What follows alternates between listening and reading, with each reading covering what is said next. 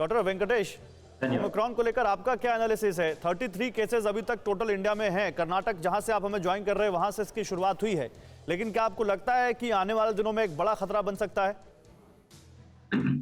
देखिए, जो number of cases हैं, जो जितने ज़्यादा केसेस हैं, वो इसके ओमाइक्रॉन के बढ़ते जाएंगे। और जो यूरोप में हो रहा है और साउथ अफ्रीका में हो रहा है, वो ऐसे लगता है कि इसके कारण दूसरे जो स्ट्रेन्स हैं, जैसे कि डेल्टा है, वो कम और ये ज़्यादा फैलता रहेगा। तो नंबर ऑफ केसेस बढ़ रहा है, पर जो लोग आईसीयू में दाखिल हो रहे थे, जो लोग सीरियस ये ब्रीथिंग प्रॉब्लम्स, सांस लेने की तकलीफ हो रही थी, ऐसी चीजों में अभी तक हमें नहीं दिखाई दे रहा है। अच्छा, अभी एक ही महीना हुआ है जब से ये ओमाइक्रॉन फैलने शुरू हुआ है, तो अभी कुछ और देर लगेगा जिससे जब हम बता सकते हैं कि इसमें खतरा कम है। अभी तक तो ऐसा लगता है कि खतरा कम है। नहीं तो फिर दो सवाल आते हैं डॉक्टर, ये फैलेगा ज्यादा। आप कह रहे हैं कि ये कंटेजियस ज्यादा है, बहुत तेजी से फैलता है, लेकिन ये कितना सीवियर है, इसकी सीवियरिटी पर अभी और डेटा आना बाकी है। और दूसरा, जो अभी हम वैक्सीन लोगों को लगा रहे हैं, उससे इस ओमिक्रॉन वेरिएंट को रोकने में कितनी मदद मिलेगी, ये भी एक बड़ा सवाल है। आप दोनों से इस बारे में मैं बात करूंगा, लेकिन देखिए एक बड़ी खबर मुंबई से है। मुंबई में ओमिक्रॉन के मामले बढ़ने पर धारा 144 लागू कर दी गई है। मुंबई में पिछले 24 घंटे में ओमिक्रॉन के 3 केस मिले हैं। ओमिक्रॉन संक्रमण को रोकने के लिए धारा 144 लागू कर दी गई है। अब तक महाराष्ट्र की बात करें तो इस सूबे में कुल 17 मरीज ओमिक्रॉन के मिल चुके हैं और सबसे ज्यादा मरीज इस वक्त देश में ओमिक्रॉन के महाराष्ट्र में ही हैं। आपको मालूम होगा, दूसरी लहर में महाराष्ट्र में बहुत ज्यादा हमने केसेस देखे थे और महाराष्ट्र में, खासकर मुंबई में काफी केसेस बढ़ गए थे और काफी महाराष्ट्र ने दूसरी लहर में कोरोना के दंश को झेला है। अब सवाल यह है कि क्या ओमिक्रॉन को रोकने के लिए हम जितनी कोशिशें कर रहे हैं, क्या वो पर्याप्त हैं, और क्या हम सब अपने अपने स्तर पर इसको रोकने की कोशिश कर रहे हैं? देश के 2 जाने माने मेडिकल एक्सपर्ट हमारे साथ हैं, जाने माने डॉक्टर हैं, वो हमारे साथ हैं, उनसे हम बात कर रहे हैं। लेकिन जरा हम आपको बताते हैं कि कैसे ओमिक्रॉन को लेकर स्वास्थ्य मंत्रालय क्या कह रहा है।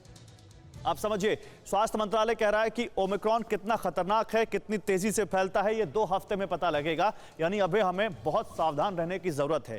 ओमिक्रॉन वेरिएंट से संक्रमित किसी भी मरीज में गंभीर लक्षण नहीं देखे गए, ये भी स्वास्थ्य मंत्रालय ने कहा है। इसके अलावा वेरिएंट के खिलाफ लापरवाही बरती गई तो ये जानलेवा साबित हो सकता है। तो अगर आप ये सोच रहे हैं कि अभी तक अगर किसी में गंभीर लक्षण नहीं दिखे तो आगे नहीं दिख सकते हैं, ये आपकी गलतफहमी हो सकती है। वैश्विक हालात चिंताजनक हैं, मास्क और वैक्सीन दोनों ही बहुत जरूरी हैं, ये देश के स्वास्थ्य मंत्रालय ने कहा है। आईसीएमआर क्या कहता है? ओमिक्रॉन अभी हेल्थ सिस्टम पर बोझ नहीं, लेकिन सतर्कता जरूरी, ये कहा गया उन्होंने। यानी बहुत ज्यादा मरीज अभी नहीं आ रहे हैं, लेकिन हो सकता है कि आगे मिल सकते हैं। अमेरिका में बूस्टर डोज के बावजूद नए वेरिएंट से संक्रमित हो रहे हैं लोग। अमेरिका में यानी 2 डोज के बाद अब लोगों को तीसरी बूस्टर डोज भी दी जा रही है, जिसको लेकर हमारे देश में अभी चर्चा चल रही है। यूरोप, जल्द दुनिया की हर भीड़ वाली जगह होगा ओमिक्रॉन, ये यूरोप से संकेत मिल रहे हैं। साउथ अफ्रीका, संक्रमण से पनपी इम्यूनिटी को मात देने में सक्षम है ये ओमिक्रॉन वेरिएंट। यानी अगर आपको डेल्टा वेरिएंट या किसी और वेरिएंट की वजह से कोरोना हुआ, एंटीबॉडीज बनी, तो हो सकता है कि आपको फिर से ओमिक्रॉन की वजह से कोरोना हो जाए, एंटीबॉडी इतनी मदद ना करें आपकी। दिल्ली एम्स, वैक्सीन के प्रभाव को कम कर सकता ओमिक्रॉन, ये दिल्ली एम्स की तरफ से कहा गया है।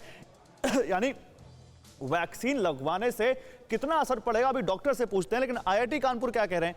भारत में डेल्टा के मुकाबले ओमिक्रॉन ज्यादा तेजी से फैलेगा, ये आईआईटी कानपुर की स्टडी कहती है। फरवरी 2022 में रोजाना 1.5 लाख केस आ सकते हैं, यानी जनवरी फरवरी में देश में कोरोना की तीसरी लहर ओमिक्रॉन की वजह से आ सकती है। ये देश के एक बहुत प्रतिष्ठित संस्थान आईआईटी कानपुर का दावा है।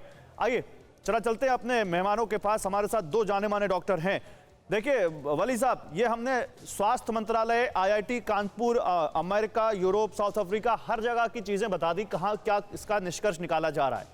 कोरोना धर्म नहीं देखता, जात नहीं देखता, अमीर गरीब ऊंच नीच नहीं देखता। कोरोना सिर्फ मौका देखता है, लेकिन आप उसे मौका मत दीजिए। बस इतना कीजिए, जब कभी दफ्तर से, बाजार से घर लौटिए तो इतना ख्याल जरूर रखिए, कहीं आपके साथ कोरोना आपके घर तो नहीं जा रहा।